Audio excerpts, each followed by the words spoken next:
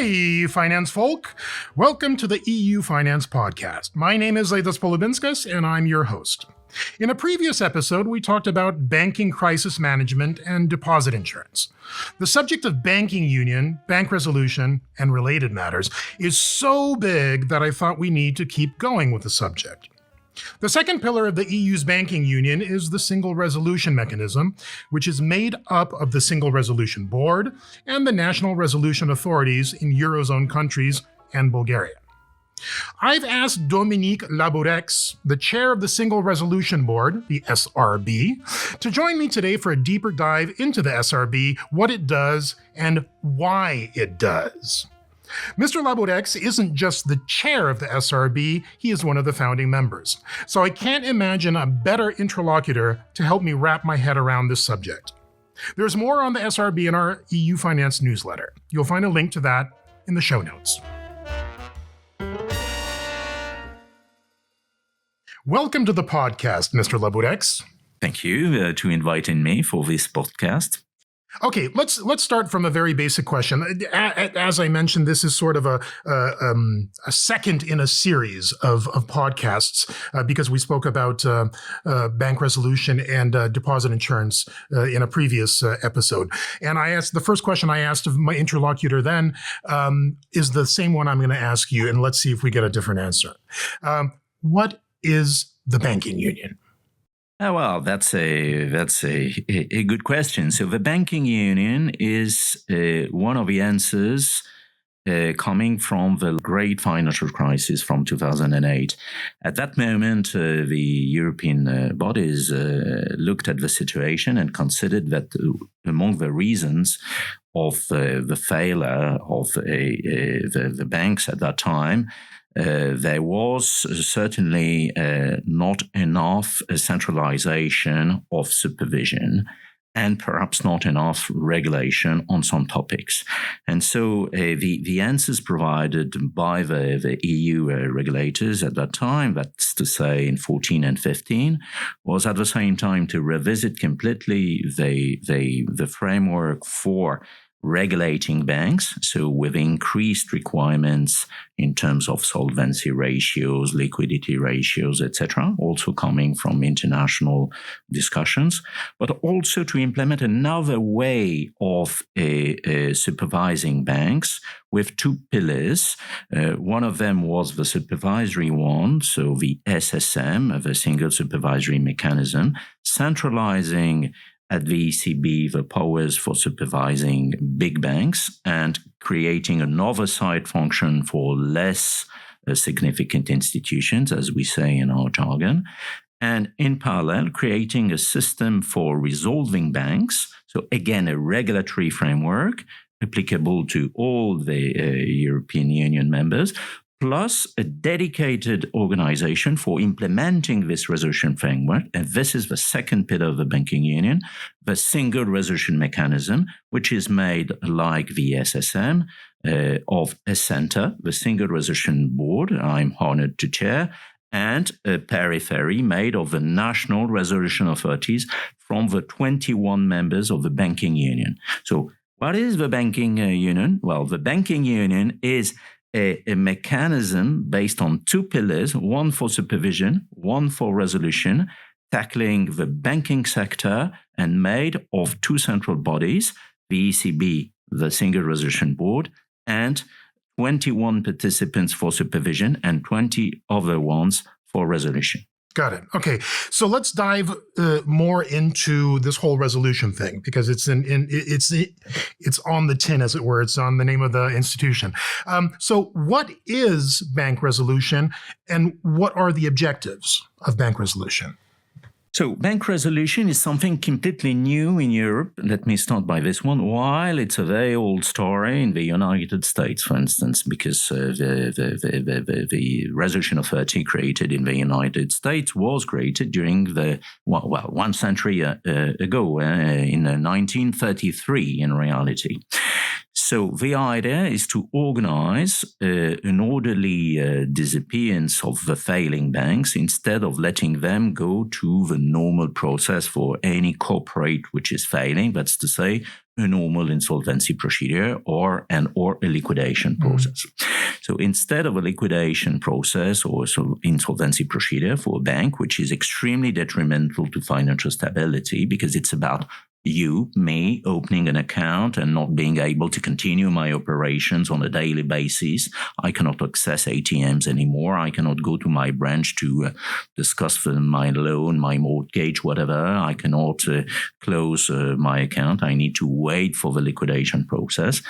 It was decided to create a sort of parallel system for some banks for which there's an interest in preserving financial stability. So this is the goal number one of resolution, finding a solution for tackling the crises of banks without going necessarily to liquidation or insolvency procedures, which can be disruptive. The second goal, which is exactly linked to the great financial crisis aftermath, is that in this aftermath, the reality is that the banking system was saved with public money, with your money, taxpayers' money, my money, and this was embedded in our income taxes and other taxes. So the Europeans decided that it should not be the case anymore. And with that, in building the resolution system, the idea is to ask the shareholders and other creditors of the bank itself to pay for its failure. At the end of the day, instead of asking public money to be used to save the famous financial stability and what we call the key critical functions of the bank, which are necessary for our societies, instead of building this on public money, why not asking the bank to build itself with its shareholders and creditors sufficient buffers to first withstand the shocks coming, two, if it's not enough, to find sufficient resources to build the resolution decision.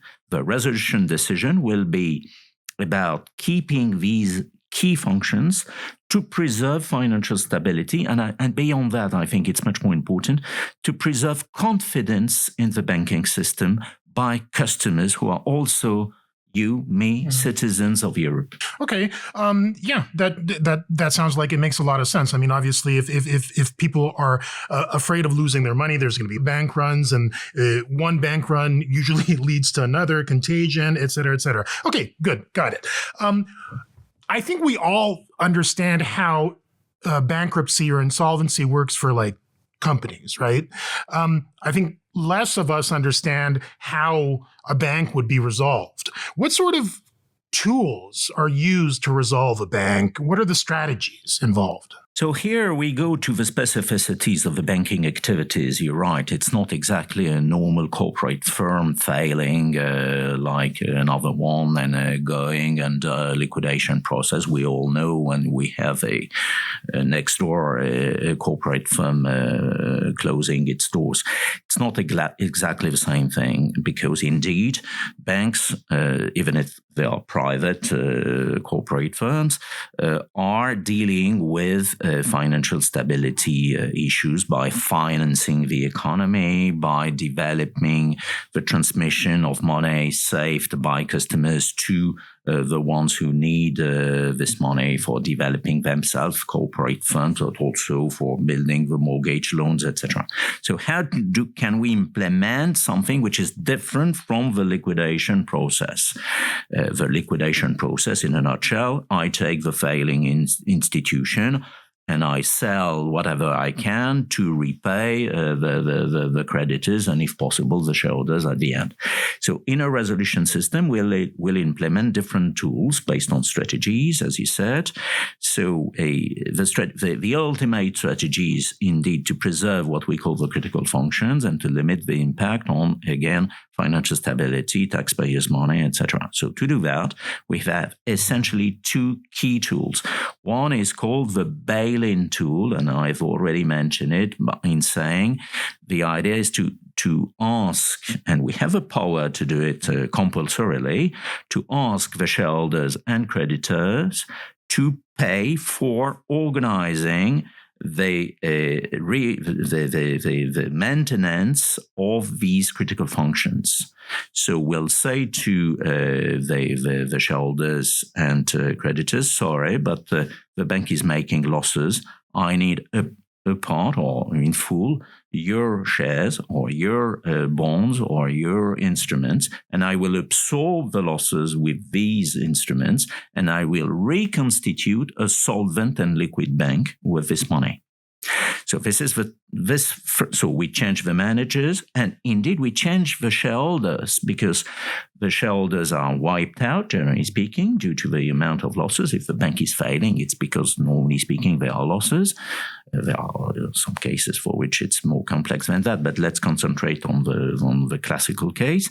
And then, yes, the shareholders will be replaced by other shareholders coming from the creditors themselves, because we give them a sort of new shareholding capacity. So with that, we have a second family, which is different, and which is the one which was used in the recent cases we've managed. It's to sell the bank itself or its assets and liabilities without selling the brand and to somebody else at a price which is defined via an auction process under the resolution weekend, as we call it. So in that case, we analyze the market, we analyze the value, the remaining intrinsic value of the failing bank, and we implement the decision to sell it. If we're not able to sell it immediately, we use what we call a bridge bank. So we put a part of the assets and liabilities in a bridge bank, and we sell the bridge bank later, while the rest of the assets and liabilities are going to, let's say, their end. And with that, we can preserve what is worthwhile in terms of preservation, again, of financial stability, critical functions. We'll take all these decisions without €1 of public money. So to give you and to finish, I can give you the one example. I will take the one in 2017, Banco Popular, which was a Spanish group failing in Spain, but also with a subsidiary in Portugal, and other subsidiaries in Spain. It was a complex group. So the size of this group was an enormous one. It was 160 billion euros of total balance sheet. So something which is to some extent comparable to the SVB and other American groups which failed at the beginning of this year. And so we sold it for €1 to Banco Santander after an absorption of losses of 3.5 billion euros. And this absorption of losses was paid by the shareholders and some creditors. And so with that, we defined a new shareholder, Santander, and Santander was able to continue the business of this bank. So comparing with liquidation, obviously there's a strong difference, continuity of the activities, because it was sold to somebody else instead of liquidation, with the bank closing its doors, waiting for the liquidation process. So the customers, like people like me, just a normal depositor, had no pause in access to money, access to the tellers, to the managers, to whoever is going to give me banking advice, right? Exactly. So we in that case, we decided on a Tuesday night, and on Wednesday morning, the customers could go to their branch or to their ATM or whatever and continue their activity without any disruption. Mm-hmm. Okay, I think you already answered my next two questions, but I'm gonna go back and make sure that I understand. So the role of the Single Resolution Board is to manage the resolution of a bank that's in trouble, right? Yes, not only. I would say that the role of the Single Resolution Board is essentially to prepare the banks for their failure, because it's extremely difficult to implement our measures without some elements of preparation. We need to access it immediately, because generally speaking, when a bank fails, it's under an enormous pressure, a time pressure, to avoid the bank run you've mentioned. We need to step in quickly and to find exactly what we need, in particular data accounting data, valuation data, the quality of assets, the list of shares and bonds, and etc., etc. We need plenty of elements. So a great part of our job is not to manage crises. We've decided only 2 times for resolution decisions. Banco Popular in 2017 and Sberbank in 2022. So the crisis decisions are not so numerous. So what are we doing the rest of the year, if I may say so? We are building what we call resolvability. That's to say, to be ready on both sides, the banks and ourselves, to step in if there's a need to step in. So it's a lot of work to build this resolvability. We ask banks to be ready, to build the buffers we need to find, to build the IT systems, to build the valuation capabilities from a resolution perspective. They have valuation capabilities, but we need them from a resolution perspective, which is a little bit different. And on our side, we need to be ready. I've mentioned to implement the bail-in decision, to build a bridge bank. This cannot be done last minute. It should be prepared step by step. So we are preparing ourselves all along the year, and we organize tests, dry runs, exercises to be sure that it works. So it's like firemen. Firemen are training constantly, climbing those big towers and using their ladders and making sure that they're really good at putting out fires. Hopefully, they don't need to put out the fires, but they're always ready for it. Absolutely. I think you mentioned something which is really important in ours. I don't know if the firemen are doing the same, but the more we are ready, in reality, the more remote the crisis is. Because the more we are ready in the banking side, the more buffers we can find, the more agility and nimbleness we can find. And in that case, banks are more able to withstand shocks. And I think we've seen, beginning of this year, with this crisis, which stopped at the border of the European Union, banking union, the US banks, the Credit Suisse, and then it stopped. We have seen that the efforts we've put in building this new framework, as I mentioned at the very beginning, in supervision and in resolution, made, in that case, the banking crisis more remote than before. So the more we build the steps for resilience, the more resilience we have at the end of the day. That doesn't mean that we need to consider that it's a deal done and there will be never, ever any crisis. To the contrary, because as you said, like firemen, we need to think in terms of new sources of risks, new possibilities, new threats, and to test our ability to manage them. I understand that you've been the chair of the SRB for just about a year. You're coming up to the end of your first year as chair. How's it going? I mean, how are you enjoying the job? What's happened? I mean, you mentioned a couple of things already, but in a nutshell, how has your year been? Well, for me, it's on a personal basis. I'm as enthusiastic as during my first days. I'm deeply committed to improve our preparedness. And it's at the same time a challenging job because I need to build this single resolution mechanism, not only managing the single resolution board, but also all the relationships with the national resolution authorities, the third country authorities, etc. And so that means that it's a permanently challenging environment with new risks. We've seen these extremely fast crises coming from the US and Switzerland. So we need to be up and running all the time. And for me, it's a daily challenge I like in reality. So on a personal basis, it's for me a full rewarding job.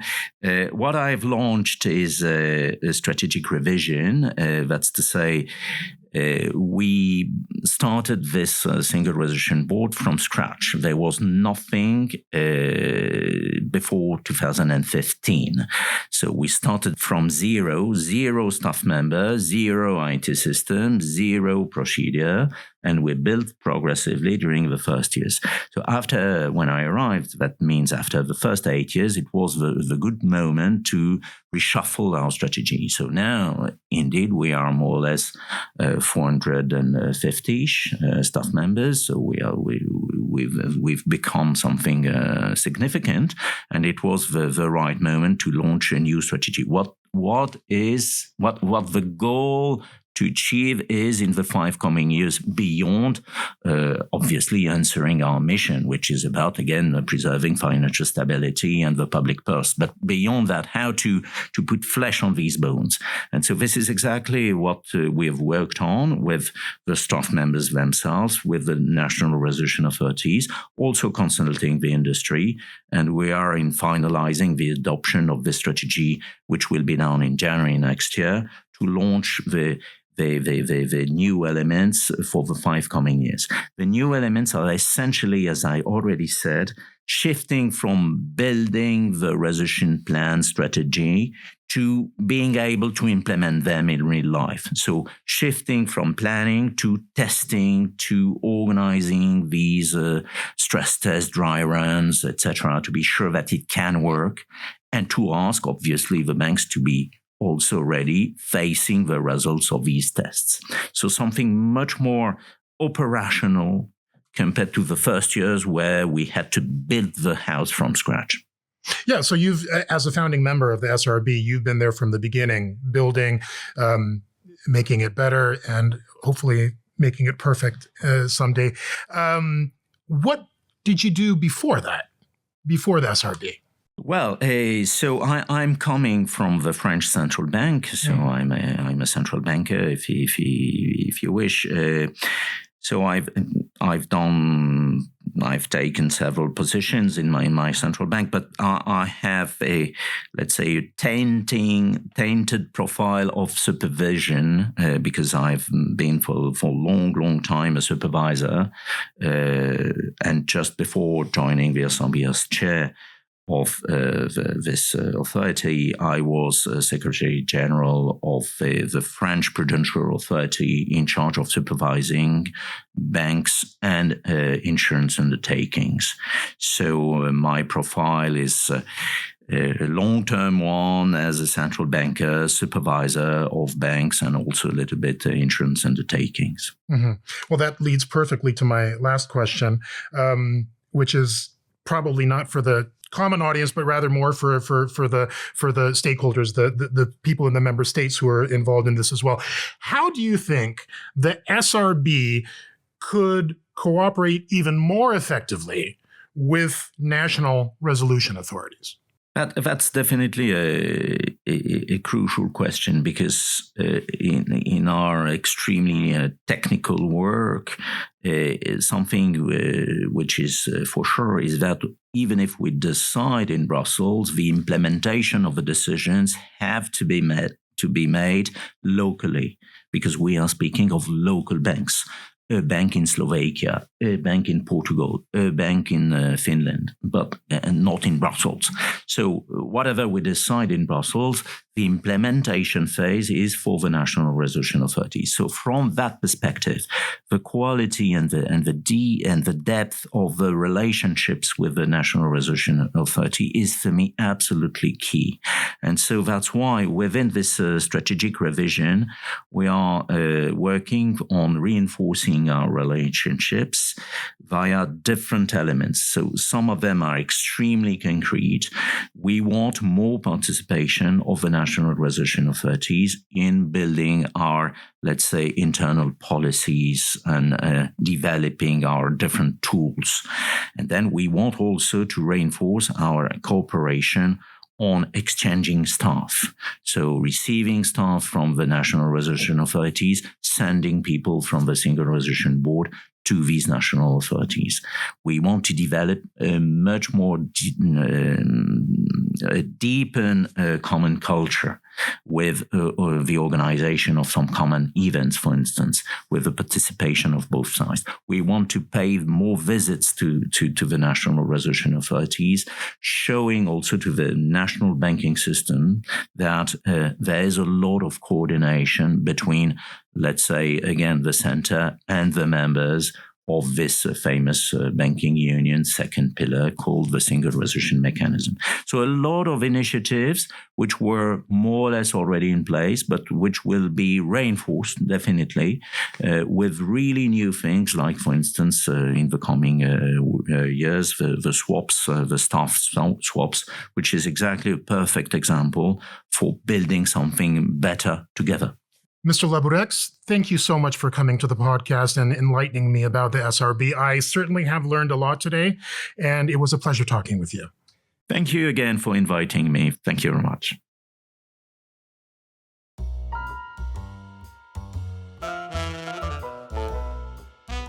Okay, here's my takeaway on this. The Single Resolution Board, the SRB, is the central resolution authority within the banking union, which at present is 20 Eurozone countries and Bulgaria. Together with the national resolution authorities, it forms the Single Resolution Mechanism. The SRB works closely with the European Commission, the European Central Bank, the European Banking Authority, and national authorities. Its mission is to ensure an orderly resolution of failing banks and to protect the taxpayer from state bailouts. That's right, to protect all of us. All this is about promoting financial stability. In a nutshell, the Single Resolution Board will be able to act swiftly, appropriately, and proportionately to establish recovery and resolution arrangements for Eurozone banks if they get into trouble. The aim is to avoid future bailouts and place the burden of resolution on the banks with minimum costs to taxpayers and the real economy. Sounds good to me. That's all for today. Thank you for joining me. Do please spread the word about the EU Finance Podcast. Like and subscribe. Until next time, bye.